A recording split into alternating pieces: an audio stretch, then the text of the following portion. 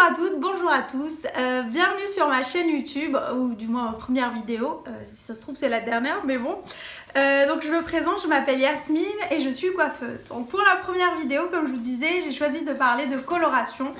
Donc j'ai préparé une série de questions auxquelles je vais répondre. Donc la première question sera: doit-on laisser poser une coloration plus longtemps que le temps indiqué sur la notice?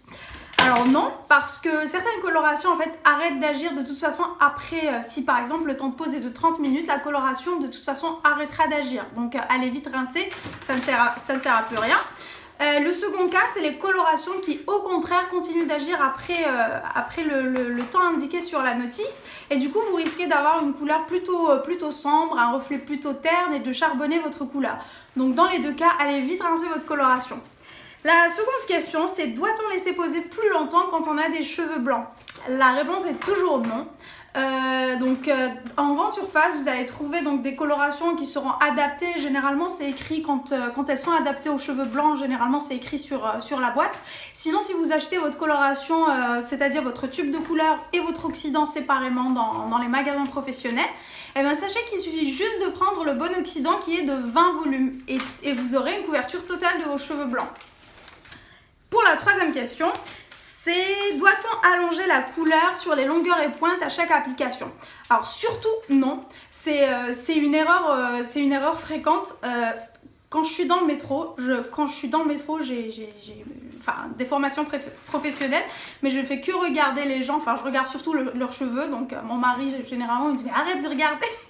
Mais voilà, c'est juste une déformation professionnelle et je sais quand une fille ou quand une femme applique sa couleur chez elle, parce qu'en fait ça fait des racines plus claires que les pointes et longueurs, alors que le résultat escompté est souvent ou une uniformité de la couleur, c'est-à-dire la même couleur de la pointe de la racine à la pointe, ou alors au contraire de la profondeur en racine, c'est-à-dire quelque chose de plus foncé en racine et des pointes plus claires, ça fait un peu un effet soleil.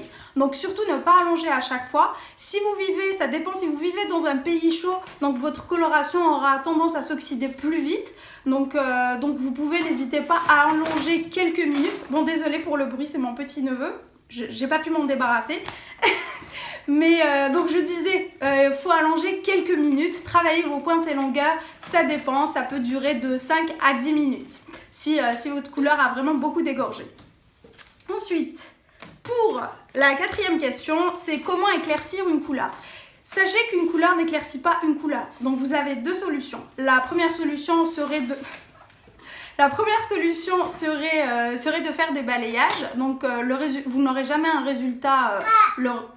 Oui, Isaac. Le premier, donc je disais, pour le balayage, vous n'aurez pas le résultat escompté la première fois. Il faudra plusieurs balayages pour que la couleur s'éclaircisse au fur et à mesure. Ou alors, deuxième solution, et là vous avez le résultat immédiat. Et là, vous aurez le résultat immédiat, donc ça passe par ce qu'on appelle un gommage. Et c'est surtout à ne pas faire chez vous, c'est à faire chez un professionnel, d'accord? Pour la cinquième question, c'est: comment embellir une couleur? Maman? Oui. Donc, comment embellir une couleur? Le premier conseil, c'est toujours de faire des soins. Donc, alors, shampoing adapté, soins adaptés à la coloration. Oui. Shampoing et soins adaptés à la coloration. Donc en général, il est en train de me caresser le genou. Désolée. Je reprends. Cinquième question et la dernière, c'est: comment embellir une couleur? Alors pour embellir une couleur, shampoing et soins adaptés à la coloration.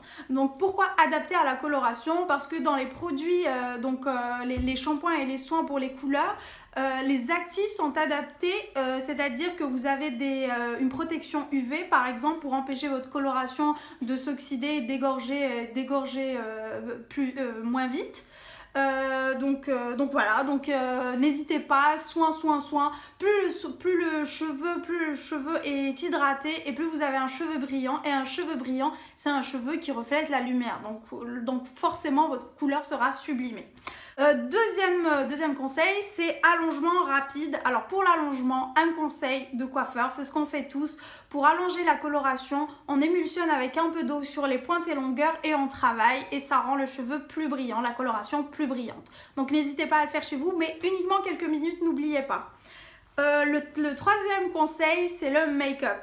Alors, le make-up pour une coloration, c'est très important. Quand vous portez une belle robe, bah, vous n'allez pas en soirée avec une jolie robe sans vous maquiller. Bah, c'est la même chose pour la couleur. Pour la sublimer, faut quand même un minimum, faut quand même un minimum vous mettre un peu de mascara, un petit rouge à lèvres, un peu de blush, ça fait toujours son effet. Donc voilà, j'espère que je vous ai donné des astuces qui vont vous aider. J'imagine que j'ai oublié plein de choses, mais n'hésitez pas à poser vos questions. Je referai ou une vidéo ou alors je répondrai aux commentaires à toutes vos questions. Donc merci d'avoir regardé la vidéo, je vous embrasse et mon petit neveu vous embrasse aussi d'ailleurs. N'hésitez pas à liker ma chaîne YouTube, mon Instagram, ma page Facebook, voilà un peu tout. Et voilà, je vous dis j'espère à la prochaine, je vous embrasse. Bisous, ciao.